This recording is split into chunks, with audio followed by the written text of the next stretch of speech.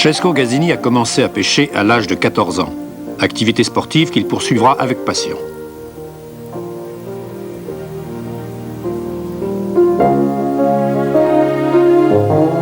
Il a obtenu 3 médailles d'argent. La première en Italie en 1985, la seconde en Belgique en 1988 et la troisième en Bulgarie en 1989. Championnat lors duquel il s'est classé deuxième en individuel, ratant de peu le titre de champion du monde.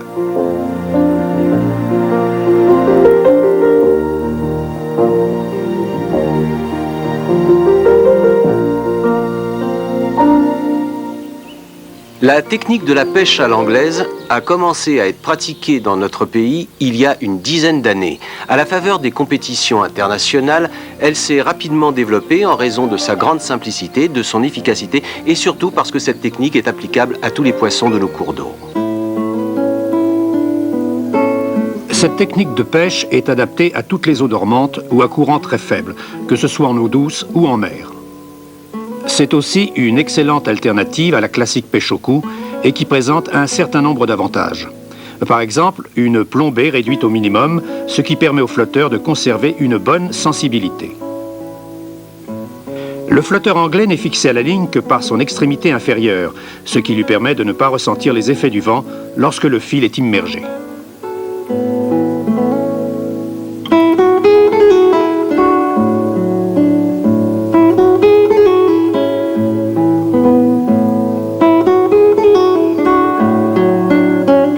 La canne légère et puissante permet d'effectuer des lancers extrêmement précis à n'importe quelle distance.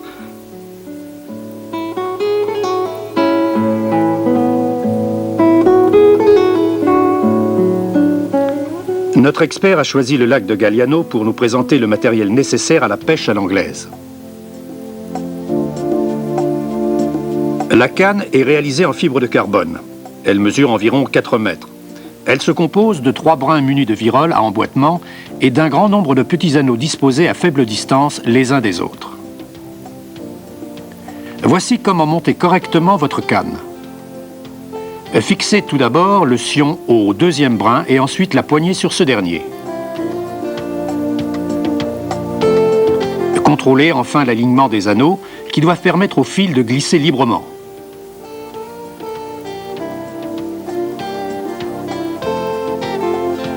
Ensuite, fixez le moulinet sur la poignée, le plus haut possible. Vérifiez qu'il est parfaitement aligné avec les anneaux avant de le bloquer définitivement.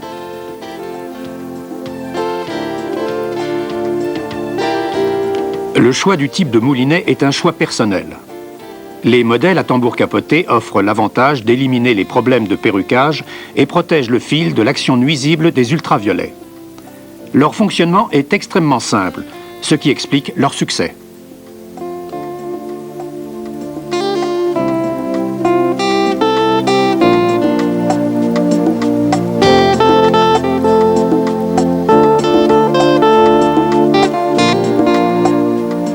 Les modèles à tambour conique sont munis d'un système spécial de dévidage du fil qui permet d'effectuer des lancers plus longs et de réaliser de bonnes récupérations. Choisissez toujours un moulinet léger. Son poids ne devra pas dépasser 350 grammes afin d'équilibrer correctement la canne.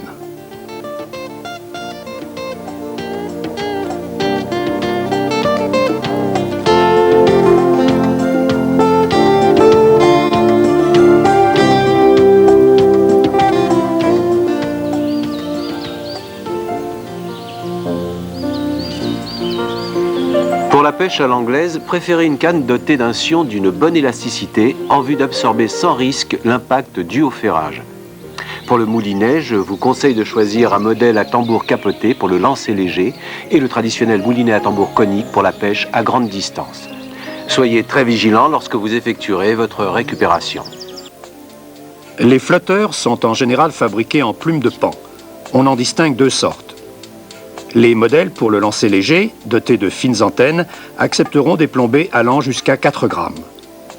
Et les modèles pour la pêche à grande distance, réalisés en bois de balsa, supporteront une plombée supérieure. Nous allons maintenant vous montrer comment monter une ligne pour le lancer léger de surface. Le flotteur est relié au monofilament au moyen d'un adaptateur souple en silicone qui permettra au pêcheur de changer de flotteur pendant la pêche, sans avoir à refaire toute sa ligne.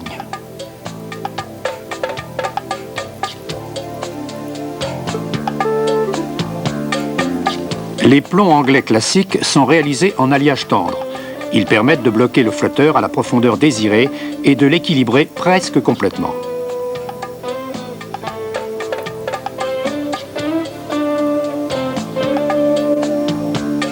Notre champion en utilise toujours 3, afin que les autres soient près de l'hameçon.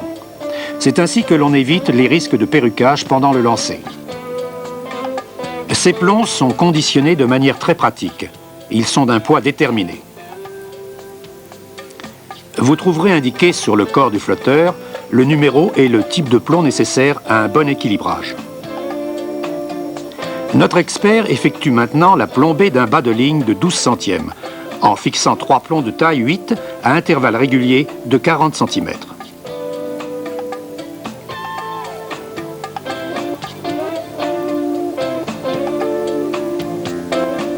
L'hameçon pourra ainsi traverser lentement le banc de poissons en augmentant les chances que l'un d'eux se laisse prendre par la descente naturelle de l'appât.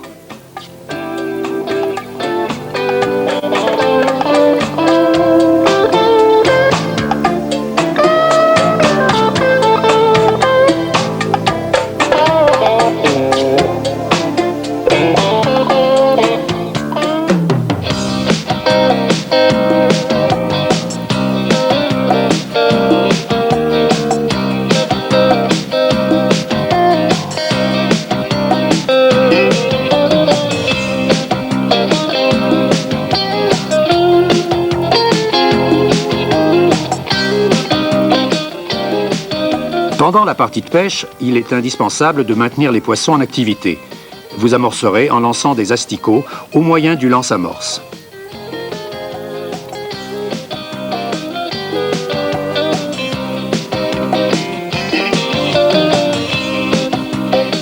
Voici les appâts les plus efficaces pour ce genre de pêche. La méthode la plus simple est de faire passer l'hameçon à travers la tête de l'asticot. En revanche, si vous placez l'hameçon à la moitié du corps de l'asticot, en prenant soin de ne pas faire sortir la substance liquide, vous obtiendrez une amorce très efficace dans le cadre de la pêche à fond. Le castor, la chrysalide de l'asticot, est un atout de plus pour intéresser les poissons de grosse taille. Mais veillez à ne pas en déchirer l'enveloppe avec l'hameçon.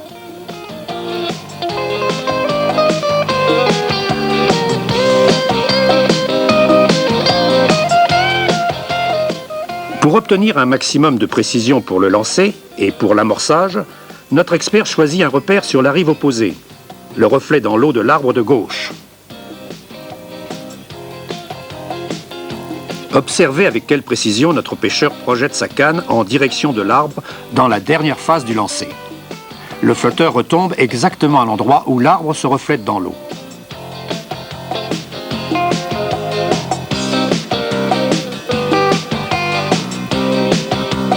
L'arbre constitue aussi le repère pour lancer l'amorce. On obtiendra ainsi une concentration maximale de poissons autour du flotteur.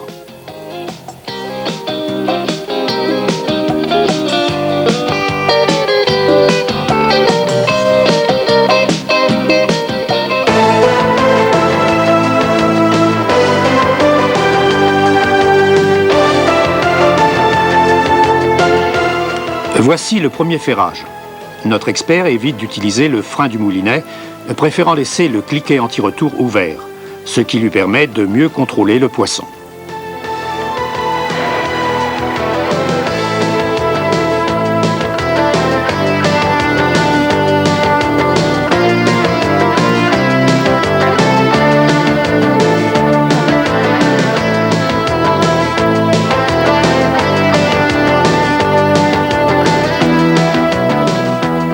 C'est une carpe de belle taille. Notre pêcheur abaisse alors sa canne pour la rapprocher de la rive et l'empêcher de remonter à la surface, ce qui pourrait affoler les autres poissons. On pourra remonter la canne à la verticale dans les derniers mètres pour rapprocher le poisson de l'épuisette et l'empêcher de trouver refuge dans quelques obstacles immergés.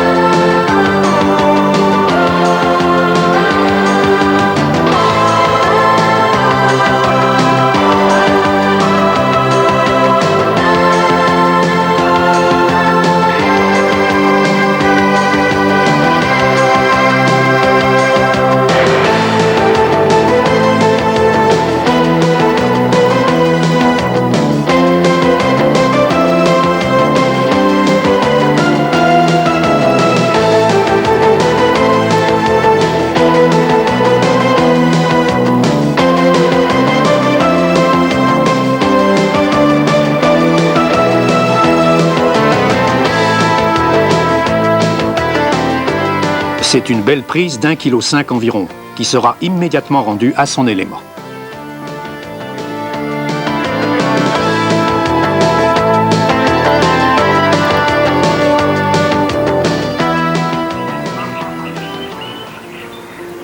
La technique du lancer n'est pas difficile, ceci parce que la canne est légère et maniable.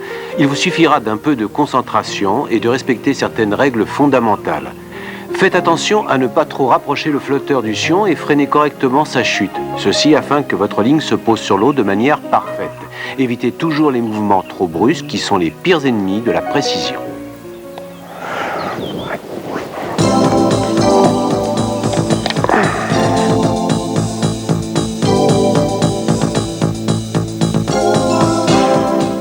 Il est certain qu'une parfaite synchronisation des mouvements est le résultat d'un long entraînement. Mais profitons de l'occasion pour demander à notre champion de nous dévoiler quelques-uns de ses secrets pour exécuter un lancer parfait.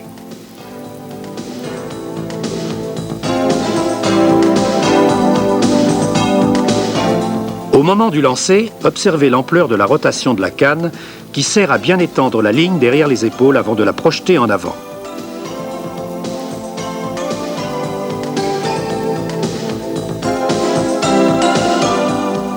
Pour cet autre lancer, au contraire, observez le geste de la main gauche qui saisit la base de la poignée, la projette en avant et la ramène rapidement en arrière jusqu'à buter contre le bras droit.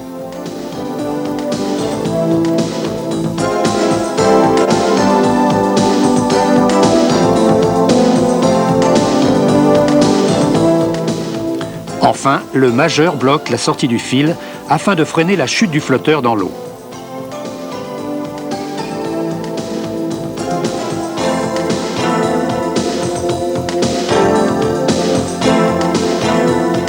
Après le lancer, reposez la canne sur son support, ce qui vous permettra de garder les mains libres pour utiliser le lance-amorce.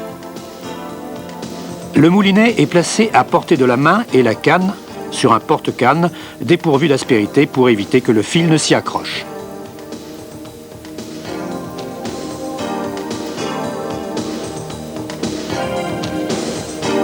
Ainsi, notre expert est à même de sentir la moindre touche. Le voici d'ailleurs aux prises avec une nouvelle proie. Cette fois, le poisson tente de s'échapper en se dirigeant vers la surface de l'eau. Mais notre pêcheur maîtrise la situation grâce à la parfaite adhérence de sa canne calée sous l'avant-bras.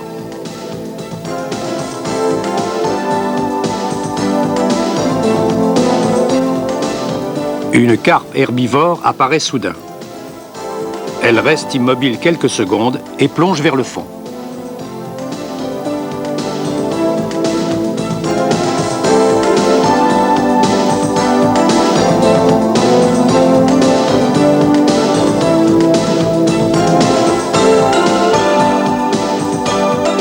Notre pêcheur donne du fil en tournant la manivelle à l'envers. De cette manière, le poisson est contrôlé et le fil reste constamment tendu.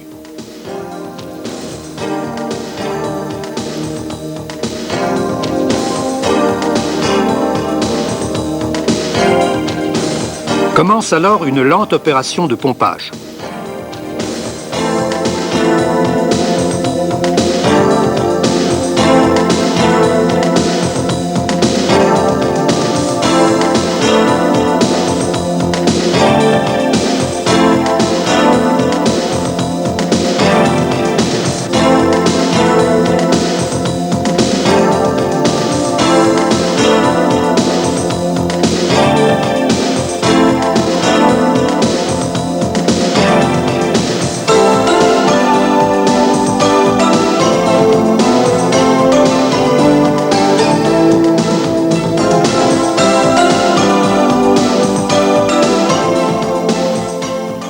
Le combat a été dur mais sportif. Cette capture a été faite avec un hameçon de 20 monté sur un bas de ligne de 10 centièmes.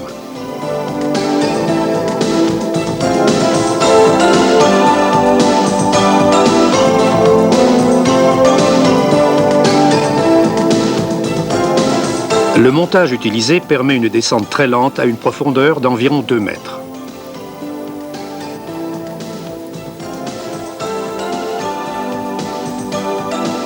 Le flotteur possède une antenne très fine, sensible au moindre déplacement.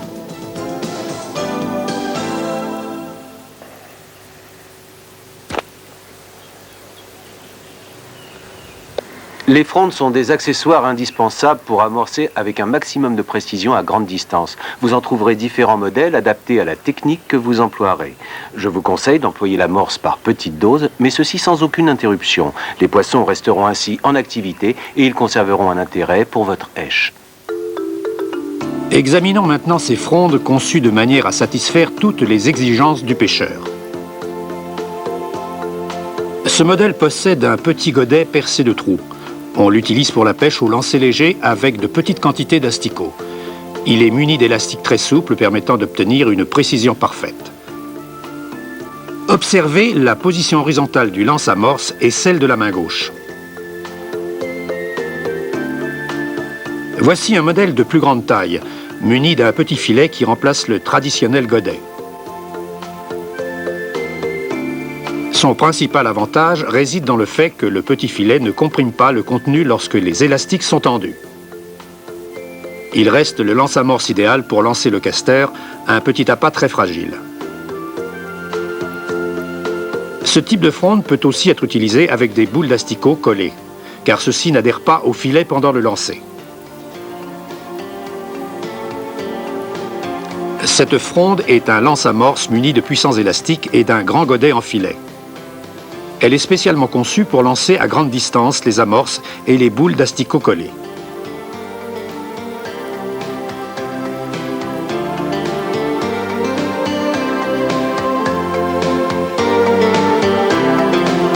Pour tenir correctement un godet, n'utilisez que le pouce. La fourche reste toujours en position horizontale.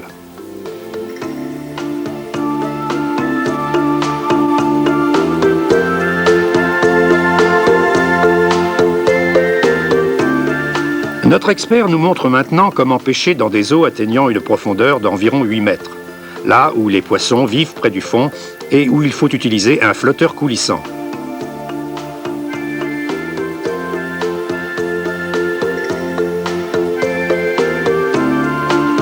Cette technique demande une approche différente de celle du lancer léger de surface évoqué précédemment.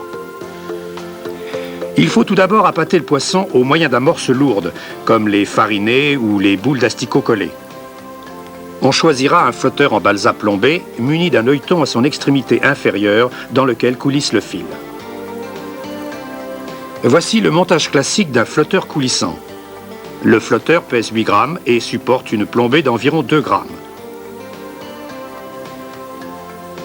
Il est important de faire correctement le nœud d'arrêt. L'amorce doit être préparée dans un assez grand récipient. Versez de l'eau en petite quantité en remuant le tout du plat de la main afin de bien aérer son contenu.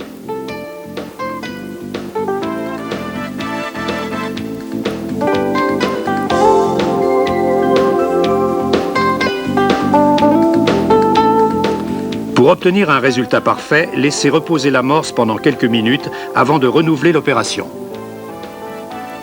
Le mélange restera ainsi humide plus longtemps.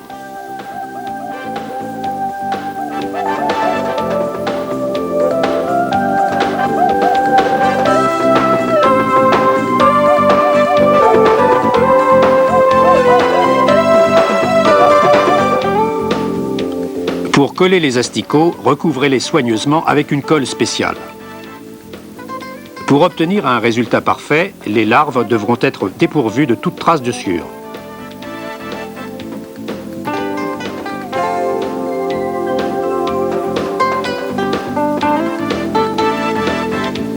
Humidifiez les asticots au moyen d'un vaporisateur et mélangez délicatement.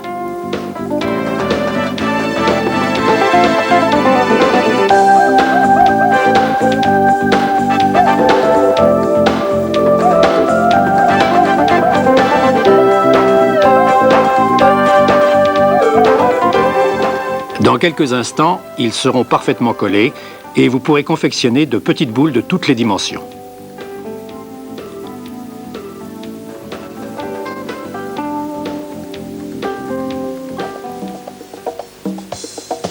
Après avoir préparé l'amorce, notre pêcheur s'occupe de sa ligne.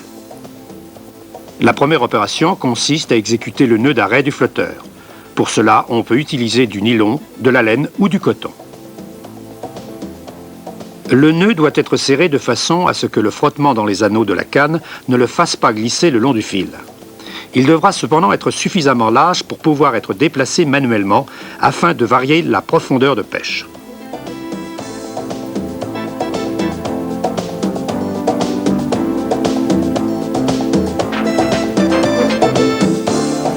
Ensuite, enfilez une petite perle sur la ligne. Et enfin, ajoutez le flotteur. La perle empêchera le nœud de passer à travers l'œilleton du flotteur.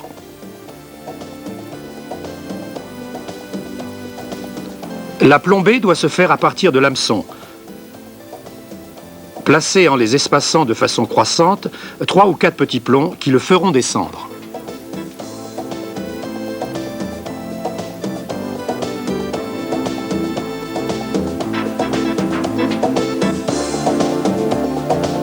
Dans un second temps, complétez l'équilibrage du flotteur en regroupant de gros plombs anglais.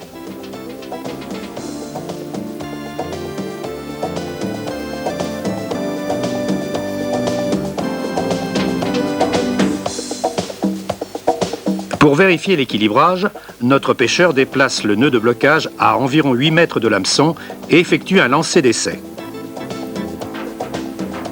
Lorsque vous pêchez au flotteur coulissant, il est nécessaire d'immerger la partie du fil comprise entre le flotteur et le sion. Pour cette opération, notre expert utilise la petite éponge de son pose-ligne imbibée d'une solution dégraissante, composée de 30% d'eau et de 70% de produits détergents au citron.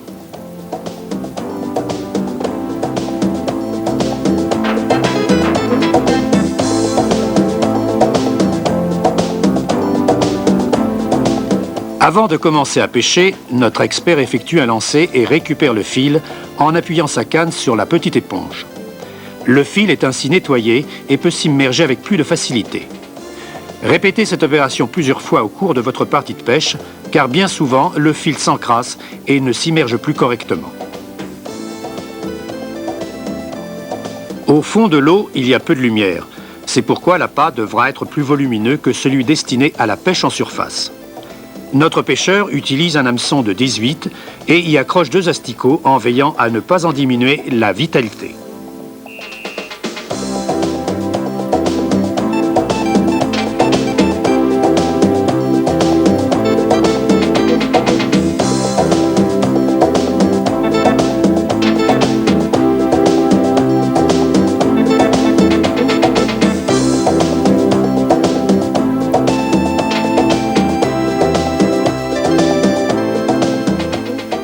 Les boulettes d'amorce sont très compactes car elles doivent pouvoir atteindre le fond avant de se dissoudre.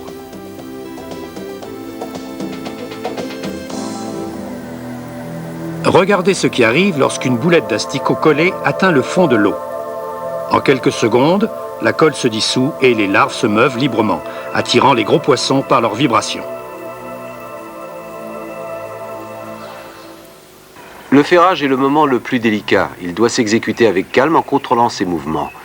Si vous pêchez avec un flotteur fixe, vous exécuterez le ferrage en opérant un simple mouvement latéral de la canne. Par contre, si vous pêchez en eau profonde en utilisant donc un flotteur coulissant, ferrez en tenant la canne verticale, de façon à vaincre la résistance à la profondeur de l'eau. De toute manière, exécutez toujours des mouvements amples et souples. Dans le cas contraire, vous risqueriez de casser votre bas de ligne.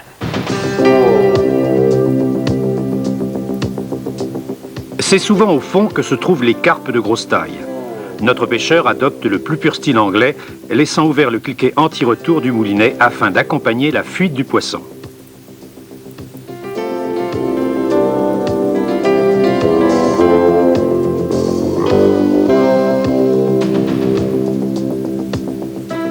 Le majeur bloque l'arceau mais reste prêt à relâcher sa pression à la moindre réaction du poisson.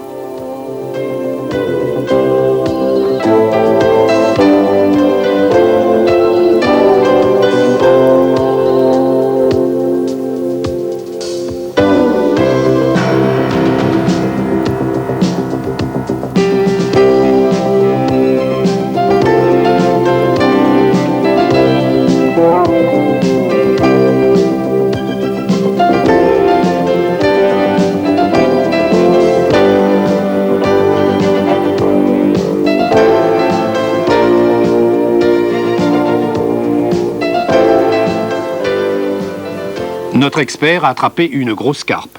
Mais il sacrifie bien vite au rite anglais en relâchant sa proie.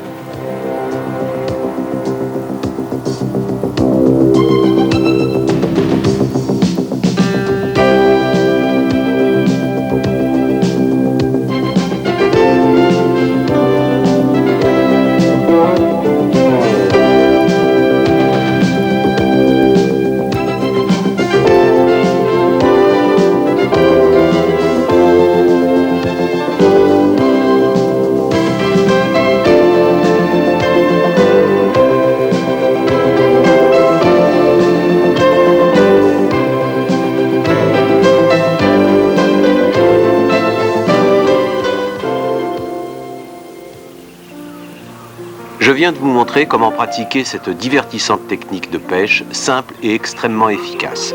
Un bon pêcheur doit apprendre à observer ce qui se passe dans l'eau. Cette observation minutieuse vous permettra d'adapter au mieux votre technique de pêche. C'est en suivant ces quelques conseils que vous réaliserez vos plus belles prises.